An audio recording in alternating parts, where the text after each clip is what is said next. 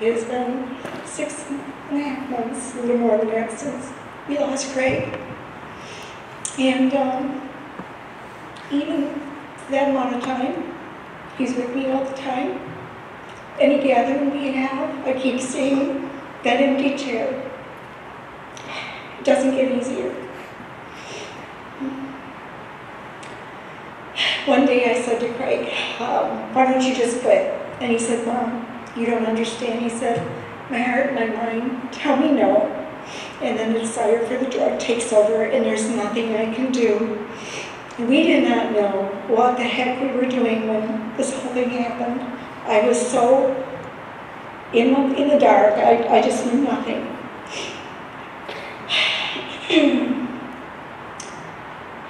A couple weeks ago I was in Florida and one of the boys in the video, Adam, got married. And I was there in place of Craig. And most of the boys in the video were there too. And Jacob, the boy with the white hair, came up to me, and this was the third time he's done this now. And he said, Carol, I am so sorry that I did not tell you when my son first started using Oxycontin. Because Jacob knew if he had only said something, perhaps early intervention, Craig would still be here with us today. And I am telling you this because one of the things that you as parents can do is if you know any of your friends, your child's friends that are doing anything that's risky, you need to speak up and you need to tell their parents.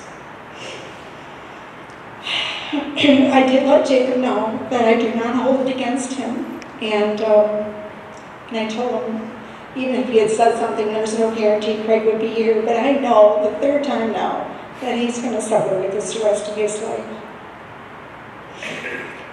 So I want to share a few things with you. Things that you as parents can do. You need to keep track of your kids first of all. You need to make sure that where they say they're going to go, that's where they are. Take the time to call and find out. Doesn't matter if they don't like it. You're the parent and you're there to keep track of them and save their life. If they change their friends, that's a big signal. If they become secretive, they don't want to tell you anything about their life. If they're secretive about phone calls, that's a signal, that's an alarm. You need to check more into that. If they have nothing to show for their money, if they're spending their money faster than normal, that's something you need to check out. A lot of the things that were on the list, the grades change. If they become less ambitious, they don't seem goal-oriented. If they have weight loss, they start to look sloppy. If things in your house are starting to disappear, if your money is starting to disappear, that's a really big signal.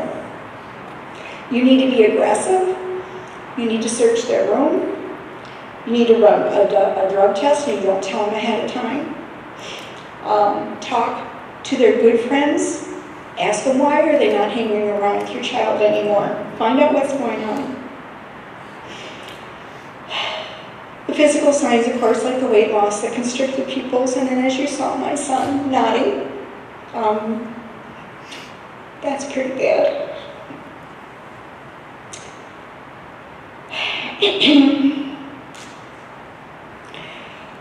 Ask them if they're doing drugs, and you need to sit down and have a really honest heart-to-heart. Don't be accusatory. Don't be angry. It's not going to help. You want to be able to talk with them and find out what's going on. My son broke down, and his whole battle, he suffered terrible because he knew what it was doing to all of us besides to him.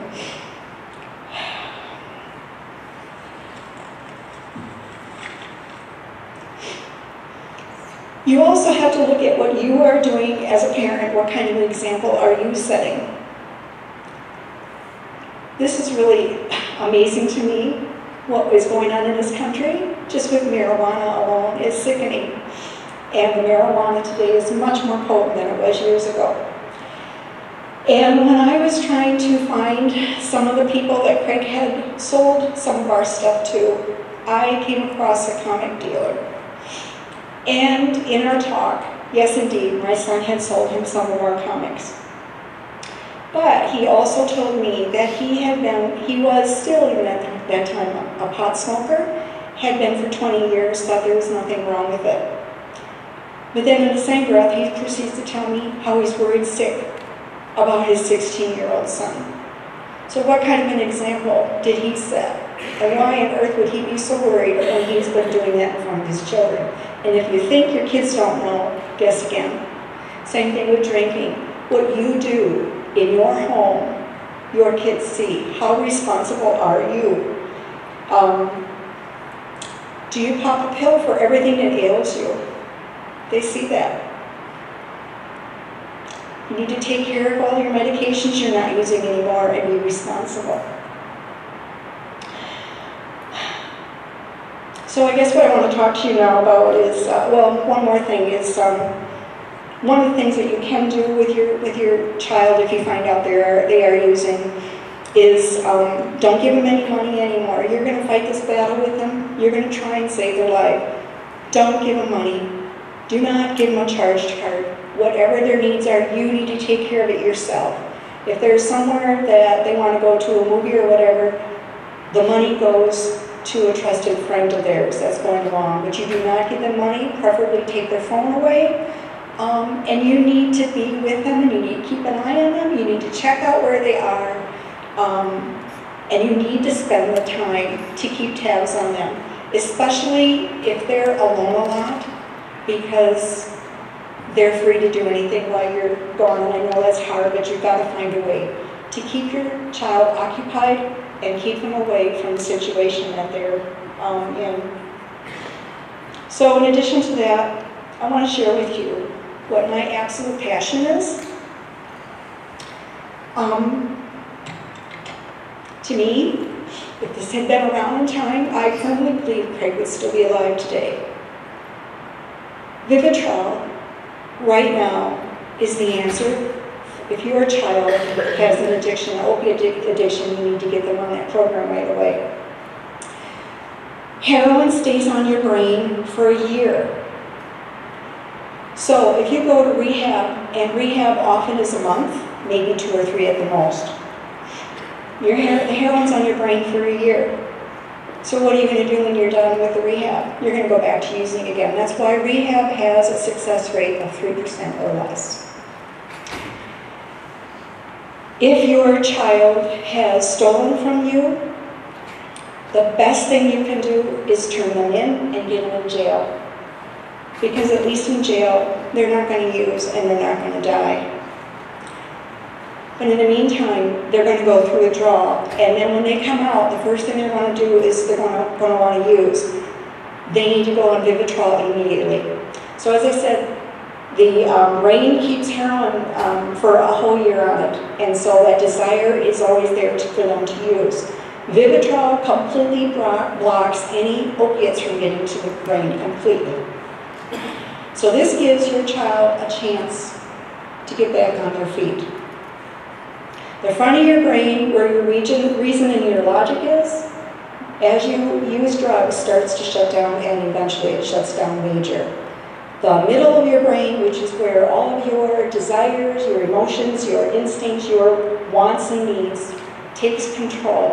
And that likens you more like an animal. So you're not reasoning. You need your drug, you're going to do what you got to do to get it, and so you turn to a life of crime. Once you get your act together, it takes a while for the front part of the brain to become fully aware again and start functioning like it should. The other thing is, a lot of the kids that start drugs are, like in my son's case, 19, 18 years old. Most of the young kids, that's about the average age. And for a lot of kids, especially boys, their brains are not mature yet. And the brain does not mature until they're in their mid to a little bit later 20s. So a lot of times, boys especially aren't thinking really well, and they make bad choices, bad decisions. I know kids who've ended up going to prison, and believe it or not, actually that's the best thing for them, because they're in prison, and when they get out, matured. They've started to put things together, reasoning things out, starting to think better. And that saved their life. But in the meantime, talking about Vivitrol. Vivitrol is not addictive. Suboxone and methadone are. Suboxone and methadone allow some heroin to get through to the brain. The problem with those treatments is that you never get a chance to get completely clean. So it's a vicious cycle. And I know a man who runs a rehab place in Milwaukee. He works with the Milwaukee jail system.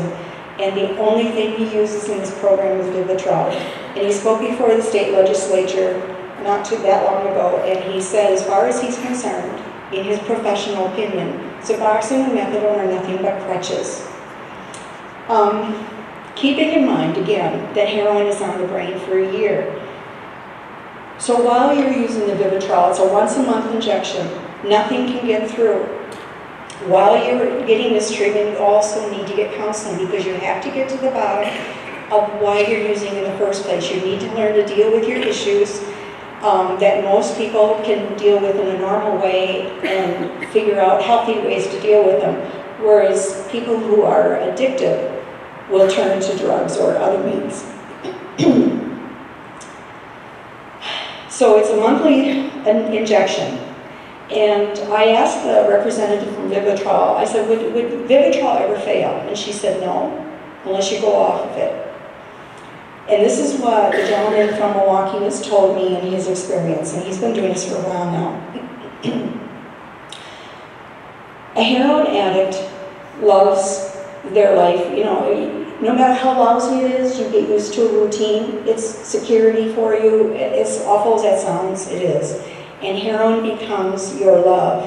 And so when you start using Vivitrol, the first thing that a heroin addict will do is they will shoot up because they can't believe that they're not going to feel something and it doesn't do anything for them. So they might do it, you know, try it again, but they figure out, I'm wasting my money, this actually works. What he has found is that typically in the first or most often second month, the addict will quit the program because they don't want to make that change in their life. It's scary to them. But he told me that once they've used it for a full 3 months, that seems to be the magic number. And then they're much more willing to stay with the program, get the counseling. They can actually see a light at the end of the tunnel. They can actually see that they can get their life back and be the person they used to be. The other thing I want to tell you about Suboxone is it's very, very, very tricky for whoever's administering it. Suboxone can bury your emotions. It helps you kind of become, I don't want to say like a zombie, but something like that, where you're not dealing with life's issues. And you have to get weaned off of it because it is addictive. And it's very tricky to find the right dose for that person. So that's another problem with it.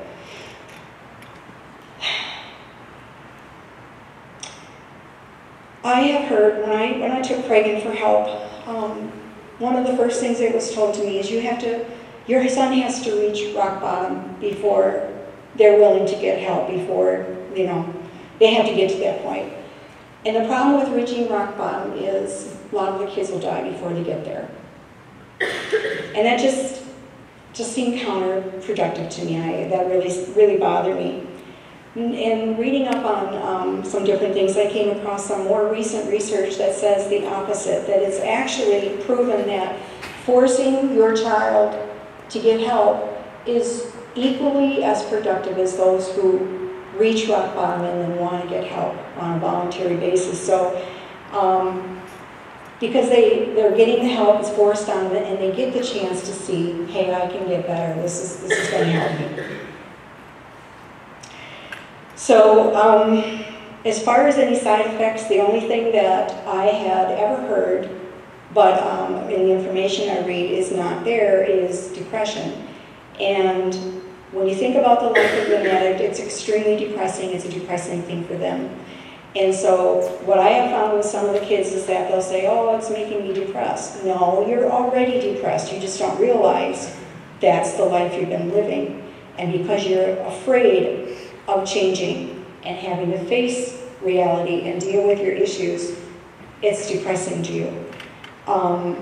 There currently are there's no side effects, adverse side effects to Vivitrol.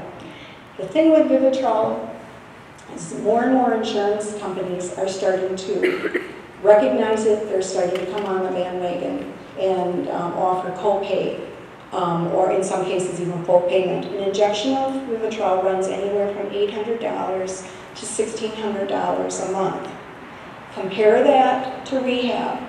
Ineffective 1 month of rehab is on average $5,000. Compare that to the cost of crime, to the taxpayers, the cost of court, the cost of prison, and you can see which one makes more sense. You look at Vivitrol and Suboxone, again, it's a never-ending cycle, and it just goes on and on. There are some kids who are able to overcome their addiction completely on their own. It's a very difficult battle, and I just think that the kids that can do that is just wonderful, but there's nothing wrong with going on Vivitrol. And the bottom line is, you as a parent, you can save your child's life by doing this. And you need to get the word out. You need to start talking to your doctors. You need to talk to friends and neighbors. You need to talk to people and get that word out. It sickens me that Vivitrol is there, and yet we hardly ever hear about it. And in my cynical way of thinking, all I can think of is the reason why is it's going to put a lot of rehab professionals, anybody involved in that, it's going to hurt them financially. But it's not about that. It's not about them. It's about saving lives. So anyway, I hope that some of these things I've shared with you will help you. And I know there are a few doctors out there that are using Vivitrol. It's not going to be easy to find them, but they are out there. And the other thing I wanted to let you know, and this is wonderful news, Sauk County uses Vivitrol in their jail program. And their success rate in their the first year, I think, that they've been using it is something like 85%, 89%. Julie got a letter from Massachusetts, and there's a couple counties there that use the Vivitrol program. Their success rate is 85% or more. And the only thing I can think of is what happened with those others is they went off of it. So, to my way of thinking, there has to be a way to make these kids go on Vivitrol and make them stay on it. Something has to be held over them that they cannot go off of it. Because, like I said, heroin's on the brain for a year. You need to have treatment for at least that amount of time. And what's nice about Vivitrol is down the road, if for some reason you slip up, you can go back on the program. It's there for you. Thank you.